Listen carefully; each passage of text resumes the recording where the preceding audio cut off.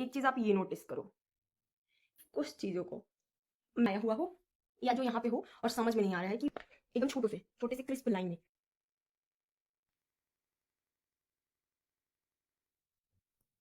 Hello people, welcome back to my channel.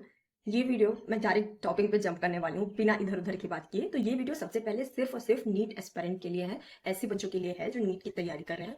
तो जो NEET की तैयारी नहीं कर रहे हैं ऐसे भी रुक सकते हैं जो अदर तैयारी कर रहे हैं, क्योंकि इस वीडियो में मैं बताने वाली हूँ कि how to make crisp concise and precise notes, ऐसे नोट्स जो लास्ट में आपको बार बार रिवाइज करने के लिए हेल्पफुल रहे। अच्छा, मुझे पहले ये पता नहीं था कि पढ़ने से ज़्यादा इंपॉर्टेंट रिवाइज करना है। ये चीज़ मैंने अपनी प्रिपरेशन में सीखी, ठीक है। तो आपको मैं अभी से बता दे रही हूँ, जो नए नए फ्रेशर हैं या ड्रॉपर हैं, आगे चल के मुझे नीट करना है, उनके लिए मैं ये बता दूं कि देखो, सिर्फ पढ़ना इज वेरी इजी। पढ़ लिया आपने, ठीक है, स्टार्टिंग में वो भी टफ होता है, लेकिन जब आप पढ़ने लगोगे तो आपको लगेगा कि एक चैप्टर फिनिश करना उतना भी टफ नहीं होता, ठीक है। लेकिन उसको बार बार रिवाइज करना होता है टफ। अब क्यों होता है ना, क्योंकि हम बोर हो जाते हैं।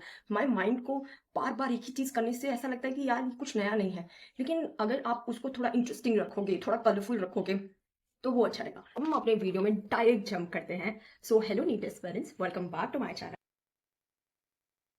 इतने जन का मैसेज आ रहा है मेरे को कि दीदी नोट्स कैसे बनाए बताइए, जल्दी लेट हो रहा है। मेरे कई जूनियर्स हैं और मेरे कजन्स भी हैं, तो मुझे लगता है कि टाइम वेस्ट करना सही नहीं होगा, क्योंकि हमें पता नहीं होता, लेकिन ये टाइम बहुत प्रीशियस होता है, क्योंकि लास्ट में सब तैयारी करने आ जाते हैं और शुरू से जो तैयारी करते हैं भाई वही टिक पाते हैं। एक्सपीरियंस के साथ बोल रही हूँ, मजाक नहीं है, ठीक है। तो let's come on to the main topic कि नोट्स क्या होता है। नोट्स वही नहीं होता कि जो टीचर पढ़ा रहा है और हम डायरेक्टली लिख रहे हैं। आज के टाइम में नोट्स अलग होता है। कोई आईपैड में नोट्स बना रहा है, कोई टैबलेट में नोट्स बना रहा है, कोई बुक में नोट्स बना रहा है, कोई पेपर्स में नोट्स बना रहा है, क्योंकि नोट्स डिफरेंट होता है, हर इंसान का माइंड सेट डिफरेंट होता है। जिन लोगों ने इस बार नीट का एग्जाम दिया होगा उन्हें पता होगा कि बुक चेंज हो गया।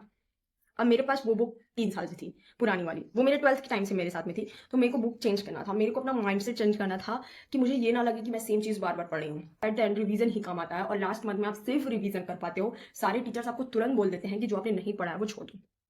तो रिवीजन के लिए ही नोट्स बनाए जाते हैं। अब मैं आपको ये दिखाती हूँ।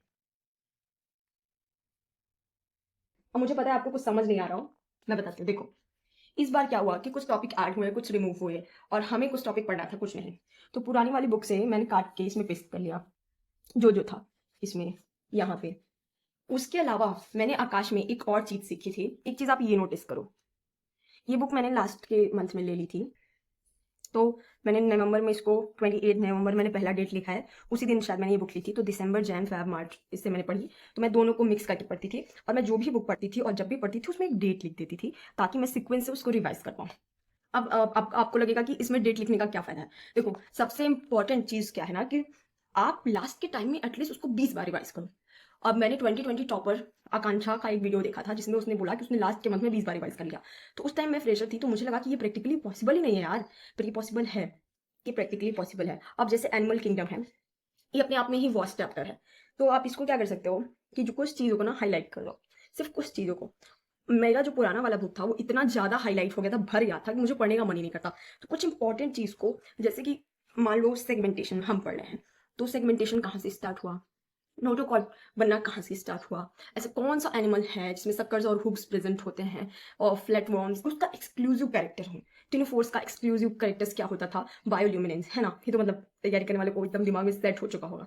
उन कैरेक्टर को मार्क करो, क्योंकि जब आपको आता है ना कि अब तो पैटर्न चेंज हो गया है क्वेश्चन का, तो जब आएगा क्वेश्चन तो आपको अक्सर एक एक्सक्लूसिव कैरेक्टर रहेगा जो आपको आंसर दे देगा। तो आप ये चीज सबसे पहले ट्राई कर सकते हो। तो सिर्फ एक्सक्लूसिव को हाईलाइट करना है, जितनी बार रिवाइज करना है डेट लिखना है।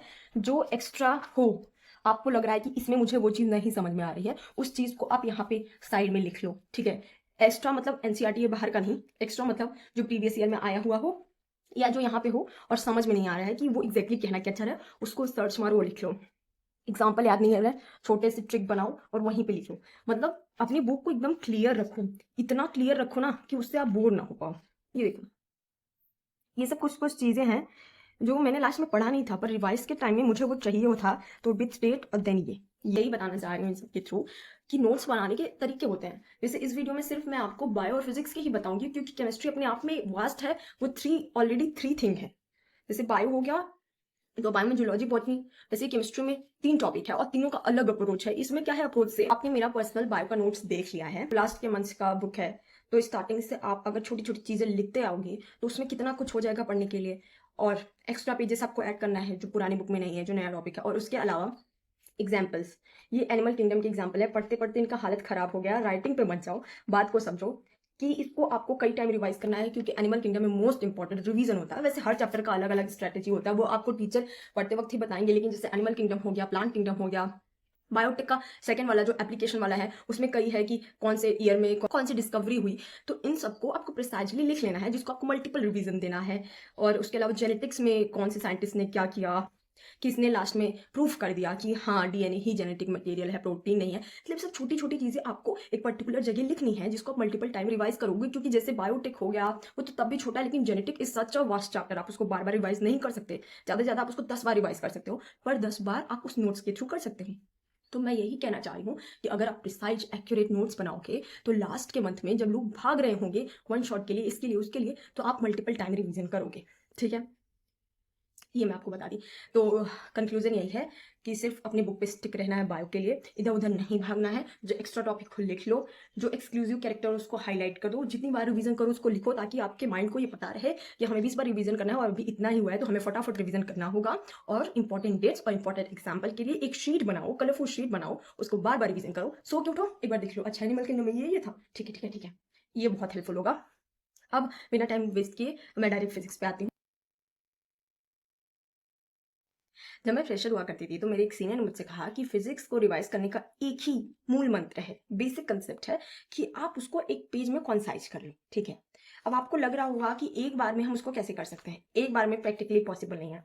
आप ध्यान से देखोगे तो मैंने बहुत छोटे छोटे लेटर्स में सब कुछ लिखा है, पर जब मैं स्टार्टिंग में नोट्स बनाई, तो मतलब जब स्टार्टिंग में मैंने उनकी बात सुनी, तो मुझे लगा कि ये प्रैक्टिकली पॉसिबल है ही नहीं यार, कि इतने बड़े चैप्टर को हम एक पेज में कॉन्साइज कर लें और फिर उसको रिवाइज करें, कि सब कुछ कहीं ना कहीं उस 40 पेज से लिंक रहेगा। फिर डिपेंड करता है कि आप उसको कैसे बनाते हैं। तो मैं बताती हूँ। तो फिजिक्स के लिए आपको अपनी फॉर्मूला शीट बनानी है, पर फॉर्मूला शीट में सिर्फ फॉर्मूला नहीं होंगे, सिर्फ पीवाईक्यू भी होंगे जो यूनिक होंगे, और लास्ट ईयर या लास्ट 10 to 20 ईयर्स में कभी नहीं आए थे, दे आर यूनिक, और आपको उन्हें करने नहीं आता, क्योंकि जो तैयारी करता है वो अच्छे से जानता है कि हर क्वेश्चन का अप्रोच भी अलग होता है। ठीक है, तो देखो, अब मैं आपको 12th का फर्स्ट चैप्टर और इधर 11th का first chapter, motion in 1D, और उधर इलेक्ट्रिक फील्ड है। जैसे अब मैंने इलेक्ट्रिक फील्ड का एग्जांपल लिया, तो मुझे उसी का मैं आपको एग्जांपल देती हूँ। सी, हमें पता है कि कोई भी मेटल एक गुड कंडक्टर होता है हीट एंड इलेक्ट्रिसिटी का। Still inside a hollow metal, एक कोई भी मेटल जो खोखला, उसके अंदर इलेक्ट्रिक फील्ड जीरो होती है।